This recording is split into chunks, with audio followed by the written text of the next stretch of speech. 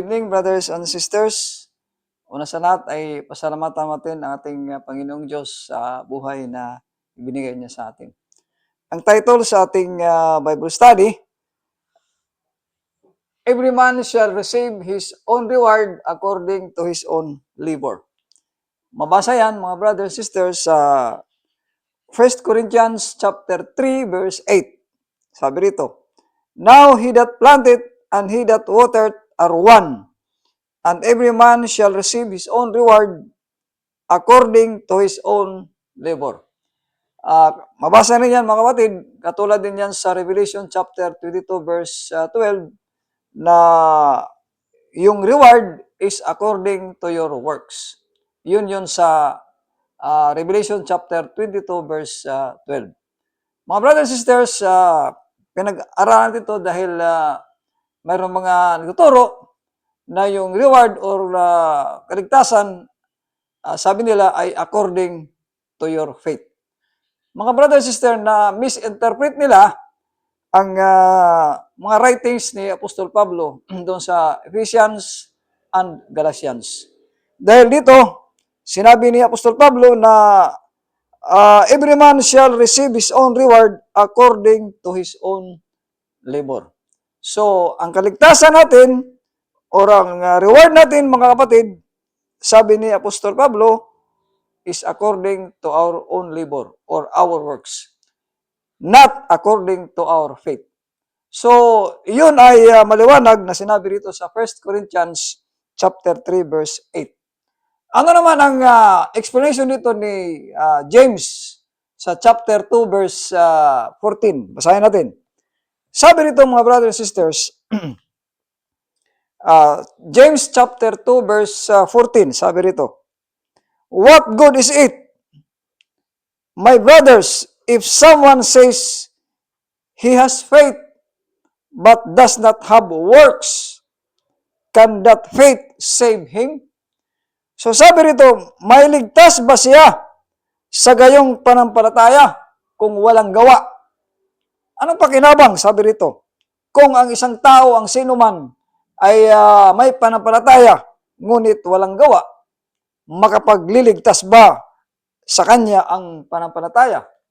Of course, mga brothers and sisters, not o hindi makapagliligtas. Maliwanag ang sabi ni James. Sabi niya na hindi makapagliligtas ang panampalataya kung walang gawa. Yun ay maliwanag na sinabi ni James, mga brothers and sisters. So, ibig sabihin, kailangan ang gawa, ayon sa kay Apostol Pablo rin, para ma-receive natin o matanggap natin ang reward. So yun ay sinabi doon sa chapter 2 verse 14 ni James. Sa verse 24, sabi naman niya rito, 24, bakit hindi makapagligtas ang mga panampalataya lamang kung walang gawa?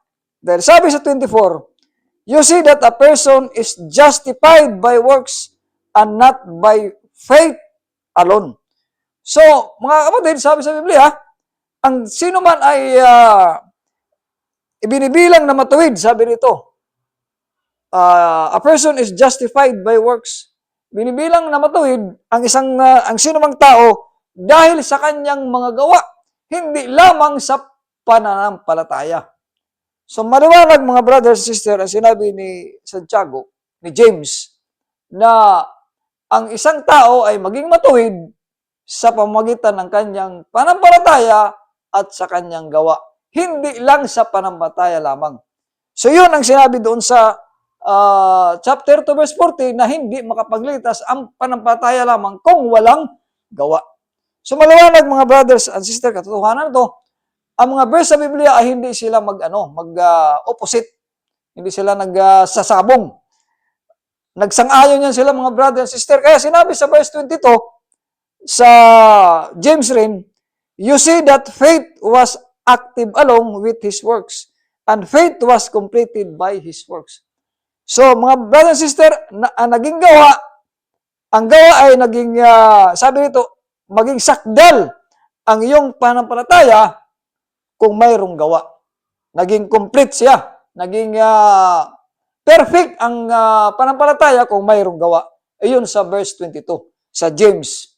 So mga brother and sister, dahil kung wala namang gawa, ang iyong pananampalataya, it is useless. Sabi rito sa 26, faith is dead without works. So naging useless ang pananampalataya, mga brother and sister, kung walang gawa. So, saan naman mga brother and sister nakabase ang gawa na sinasabi sa Biblia para patunayan natin na ang reward ay ma-receive natin according to our work. Saan nakabase itong mga gawa na sinasabi sa Biblia? Ayon sa Ecclesiastes chapter 12, mga brothers and sister, verse 13. Ulitin natin, ano ang tanong natin mga brothers and sister? Saan nakabase ang gawa na sinasabi ni James na hindi maging sakdal ang pananampalataya dahil sa gawa? So, saan nakabase naman ang gawa? Anong gagawin natin habang mayroon tayong pananampalataya? Sabi rito sa Biblia, the end of the matter all has been heard. Fear God and keep His commandments, for this is the whole duty of man. Saan nakabase mga brother and sister ang gawa na sinasabi sa Biblia? Sabi sa Biblia, ikaw ay matakot sa Diyos at sundin ang kanyang mga utos, sapagkat ito ang the whole duty of man, buong katungkulan ng isang tao. So mga brothers and sister, doon nakabase ang ating mga gawa na sinasabi sa Biblia na you will receive the reward according to your works. And anong mga gawa ito? Sabi sa Biblia, sa pamagitan ng pagsunod ng kautusan ng Diyos o to obey. Sabi rito,